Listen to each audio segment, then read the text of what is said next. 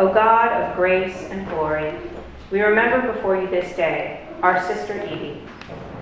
We thank you for giving her to us, her family and friends, to know and to love as a companion on our earthly pilgrimage. In your boundless compassion, console us who mourn. Give us faith to see in death the gate of eternal life, so that in quiet confidence we may continue our course on earth, until by your call we are reunited with those who have gone before, through Jesus Christ our Lord.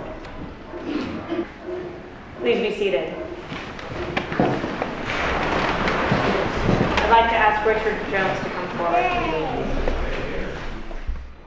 Hi.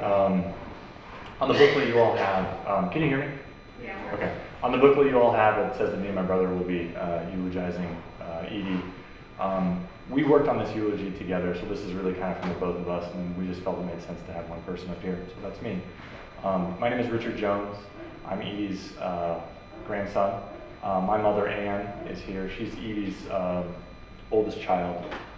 To all of us grandkids, Edie was greedy, and that was a contraction of Grandma Edie, but to save you all the confusion, I'll just refer to her as Edie throughout. I'll start with some brief biographical details about her. She was born on March 26, 1930 in Boise, Idaho to Richard and Lydia Kading. She was one of two Kading children born that day. The other was her brother, also named Richard, so there's a lot of Richards here. She also had two older sisters, Sylvia and Ann, and some of their kids and grandkids are here, so it's good to see them. Her first marriage was to Ralph Ermatinger. They had 4 children together, my mom, Ann, and then Paul, Jane, and Eleanor, who we call Ole. Edie and Ralph divorced, and then she married again. This time it was to the love of her life, Marshall, who's right here. And they remained married until the very end. And they celebrated their 50th wedding anniversary last July, and that's something she was really proud of. But we'll come back to that. My grandmother was a special lady. She really was like bigger than life. She was a personality and a character, and she was there and you knew she was there. She had this incredible will to be alive. I mean, that woman was alive. She was not a passive participant in life. She was active. She relished life, and she knew how to enjoy it, how to extract all of the value that you could get out of it. Her lust for life covered not just the big stuff, but also sort of the mundane details of living. And I think this was really apparent in her approach to sharing meals with people. Meals at her house and at Hay Press, which we'll come back to, were always an event. And my grandmother was the conductor of these events. She was the person pulling the strings, making everything happen. These meals were fun. People would bicker sometimes, as families do. But the atmosphere was jovial. Everyone had a place. The food was good. People laughed and carried on. And sitting around the table with her, Marshall, and the rest of my family are some of my fondest memories with her. When I think about her, it's often around the table. A hallmark of these meals is that Edie would inevitably dribble some food on her chest while she was eating. And so any of you who knew Edie knew that she had an affinity for bears. And I don't know that there's really a way to explain that, but if you ever went to their house, there were little totems and statues of bears kind of spread throughout the house. And she always wore a necklace with a bear pendant on it. Well, at one of these meals, seeing the food that had ended up on her chest, one of us grandkids asked her, "Greedy, are you feeding your bear?" And she really thought that was great. And this attitude extended to every aspect of her life. She knew how to be in the moment and relish what was happening as it was happening. She was a very social person. She had a deep sense of the importance of people staying connected to one another. She was very much the matriarch of our family, but she always extended this hospitality to other people. So, you know, as her actual family, if we brought friends and significant others around, she always extended a warm welcome to them. They were always invited and welcome at her house and around her table. And this spirit extended beyond just her friends and family. She was very involved in the community here in Benecia. And one of the highlights that I remember, that I think that kind of sums this up, is she participated here in St. Paul's in the community meal that happened every Wednesday. And you know, for those of you who don't know, that's a thing where people who are kind of having a hard time in life can come, and the church here provides a meal. And hearing her talk about this meal, it was apparent that, you know, she wasn't participating in this because that's what her friends at church did, and that's, you know, how you were a good churchgoer. She cared about the people who showed up to these meals. She knew their names, she knew their stories, and she looked forward to going every week and getting an update on them and how they were doing. So she just had a really big, kind heart. There was a lot of room in it for other people. Another of my grandmother's best qualities is that she refused to let the obstacles of life keep her from what she wanted to do. So she approached driving the same way she approached life. And so if she wanted to go visit family in Boise, Idaho, and she had to take her 4 kids with her, then she would do that. And if Marshall was not around because he was traveling, as he often had to for work, then she would take the kids on her own.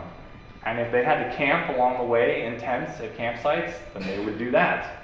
And if her 15-year-old daughter with a learner's permit got the car stuck in the mud on the side of the road, then you just got out and you pushed the car. That's just the way she worked. There was no stopping, you just kept going.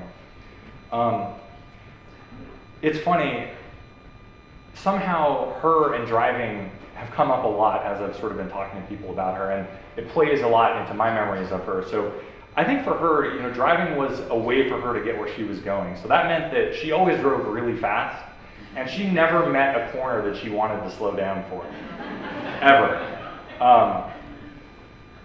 So one particular memory that stands out to me is being in the backseat of her car, coming back from her brother Richard RB's place on the Oregon coast. And she was driving like, pardon me, but the phrase that has been used is like a bat out of hell. And so this meant that I got to fully experience every single turn and swerve in the road. And there were lots. But fortunately for her upholstery, my aim was true that day. And I kept it all contained. This like utter determination of hers to do what she wanted to do exhibited itself in a lot of ways. One that I think really stands out to me is that it put her at the forefront of women really sort of not just entering the workforce, but having careers. So at some point she decided that she wanted to, in her words, know the law. And so when her kids were teens, she went back to school and she became a lawyer. This is in the late 60s and 70s. So it was very uncommon, but that's just who she was. She got out there and she didn't care what was acceptable. She was going to do what she thought was right and what she thought was right for her. So before I move on to other things, I think the last quality of my grandmother's that really stands out for me is that she really persevered through life's challenges. When life gave her lemons, she really truly made lemonade, and I don't think that it ever, and I'm sorry, to kind of come back to it, I think the reason is that it just never occurred to her that throwing in the towel and giving up was an option. Like there was no going back, there was no stopping, there was only forward with her. And I think anyone who kind of knew her and was familiar with what she was going through knew that she faced a lot, almost a comical amount of health issues, especially in the last 20 years. I mean, just kind of, you know, one thing after another, and she just kept on trucking. Like, she didn't complain about it, she didn't wallow in it. It was just, okay, this thing has happened, I'm gonna do what I need to do, and you know, and my direction is always forward. And I really admired that about her. So you can't really understand Edie, though, without Marshall. Their souls were intertwined with each other for over 50 years. And anybody, and I've talked to a lot of people who spent time with them in the recent days, I think anybody who spent time with them saw the fondness that they had for each other in everyday interactions. There truly was a warm love there. And my wife and I have sort of held that up as, if this is how we end up, then we will have done some things right. So I outlined Edie's lust for life and her will to be alive. Well, in Marshall, I think she found the perfect traveling companion for her journey through life. They had different interests, she was big on bridge and reading and socializing. Marshall liked to build things, he liked to tinker, and in his later years took up painting. But they shared this sense that life was meant to be an active endeavor, not a thing passively enjoyed, but something that you go out and do. And they got up to some great adventures. They built a couple of houses together. There was a house in LA that I don't think I ever got to participate in or be at, but a house also in Sebastopol that was just, if you could build a dream house for grandkids to come visit at and play and stuff, that was this place. I mean, it was just so perfect. I have so many memories around that house. Both inside and outside, everything. It was magical. At one point, they bought a gorgeous property up in the Sierras. Our family calls it Hay Press. And they built 2 log cabins there. They kept horses, and they just soaked up the grandeur of this place, nestled in the mountains with a meadow and a lake. I mean, God, it's great. Hay Press, this place, this property in the Sierras, was where so many of my family's special memories took place. So we celebrated, my Aunt Oli and Uncle John got married there. We had a family reunion there, and it was the favorite place of our family, like my nuclear family. It was our favorite place to vacation in the summer.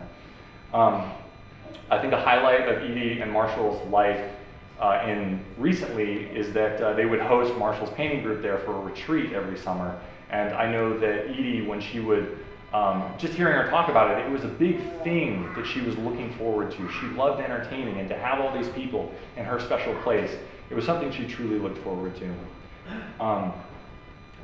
And what they built there in Hay Press is truly magical, and I think appropriately it will be Edie's final resting place. That was the woman that I knew. She lived the life that she had always intended. A few weeks ago, after spending some time in the hospital dealing with a health issue, she decided that she wanted to come home against her doctor's orders. Not surprising. Also not surprising is that as soon as she came home, she started working on her recovery, and she made progress. That was my grandmother, you know. She was going to do what she wanted to do, and it worked out a lot of the time. The day before she passed, she was finally able to start walking on her own, and that victory filled her with joy. That night, she departed this life in her sleep, lying next to Marshall. And I can't help but think of this exactly how she would have wanted it to be. She may have had one regret, though, and that is that she won't be able to be here with us today to celebrate. Thank you.